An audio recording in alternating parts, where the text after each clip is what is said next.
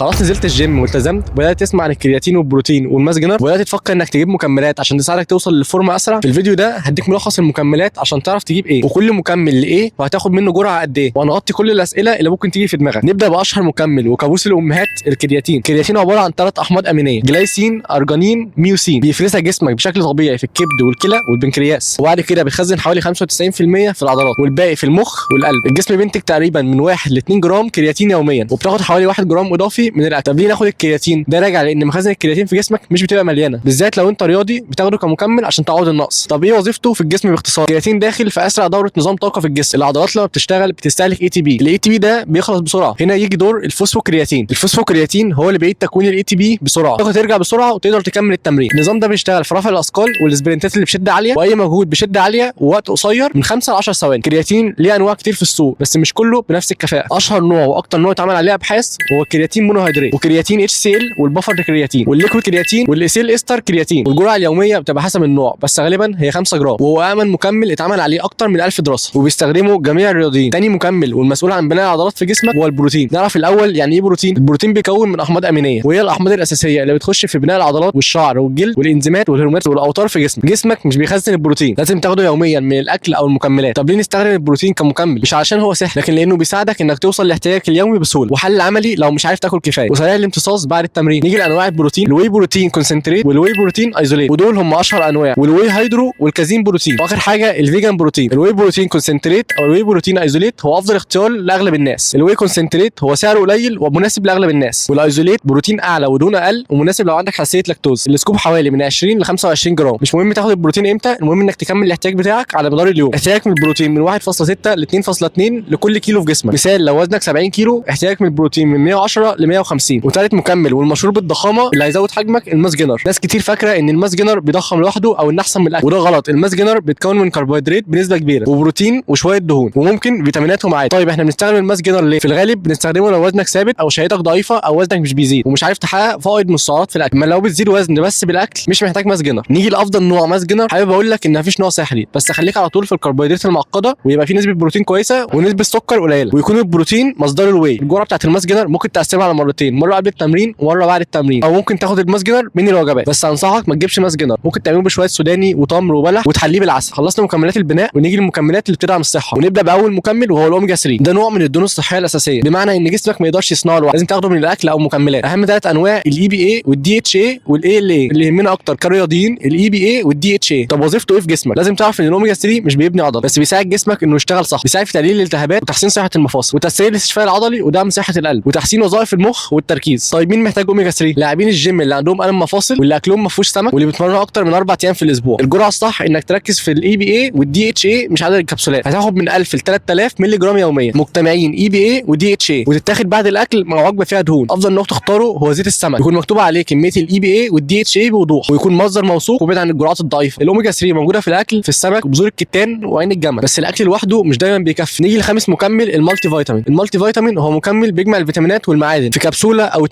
وهو مكمل تعويضي وظيفته انه بيساعد في سد نقص الفيتامينات ودعم المناعه وتحسين الطاقه العامه وتحسين الاستشفاء ودعم الهرمونات ووظائف الجسم. جسمك من غير فيتامينات كفايه مش بيشتغل بكفاءه. مين اللي محتاج المالتي فيتامين؟ اللي اكله مش منتظم واللي عامل دايت واللي بيتمرن بشده عاليه او تحت ضغط وارهاق مستمر. طب هل المالتي فيتامين ضروري؟ الاجابه الصح انه مش اساسي لكل الناس. لو اكلك مظبوط ومتنوع وفيه خضار وفاكهه كفايه ممكن تمشي من غيره. الجرعه وقت الاستخدام كبسوله واحده يوميا وتكون بعد الوجبه الرئيسيه، ممكن بعد الفطار او الغداء، بس ما تزودش الجرعه علشان الزياده مش فايده. تختار النوع ازاي؟ دور على فيتامين دي وفيتامين بي والزنك والمغنيسيوم. وثالث مكمل والاخير البري ورك اوت. ده مكمل بتاخده عشان يديك طاقه قبل التمرين. نيجي لمكوناته. اول مكون هو الكافيين، وده وظيفته انه بيزود التركيز وبيقلل التعب وبيزود الاداء في التمرين عاليه الشده. الجرعه المعتاده من 150 ل 300 مللي جرام. البيتا الانين وظيفته انه يقلل التعب العضلي ويخلي العضلات تتحمل شده التمرين لمده اطول وبيزود القدره على تحمل شده التمرين، بس ملحوظه ممكن تحس بتنميل في الجلد وده طبيعي. 3 السترولين وظيفته انه بيزود ضخ الدم للعضلات وبيحسن توصيل الاكسجين والمغذيات للعضلات، بيقلل التعب. الجرعه بتاعته حوالي من 6 ل 8 جرام. بيحسن التركيز والشعور بالنشاط اثناء التمرين. وظيفته انه بيزود النيتريك اوكسيد في جسمك، بيوسع الاوعيه الدمويه وبيساعد على ضخ الدم اكتر وبيحسن تدفق الدم للعضلات، غالبا موجود مع السترولين لزياده الفعاليه. 5 التيروسين وظيفته انه بيحسن التركيز والانتباه وبيقلل التوتر اثناء التمرين، مفيد خصوصا لو تمرينك صعب او متاخر بالليل. مكونات اضافيه ممكن تلاقيها في البري ورك اوت. التورين وظيفته انه يوزن السوائل داخل العضلات. البي سي دبل اي وظيفته انه بيقلل من الفقد العضلي اثناء التمرين. ودي كانت اشهر المكملات اللي موجوده وبتدعم ادائك في الرياضه. لو عندك اي سؤال اكتب لي في التعليقات وهرد عليك، ولو عجبك الفيديو واستفدت ما تنساش تعمل لايك وسبسكرايب واستنى الفيديو اللي جاي.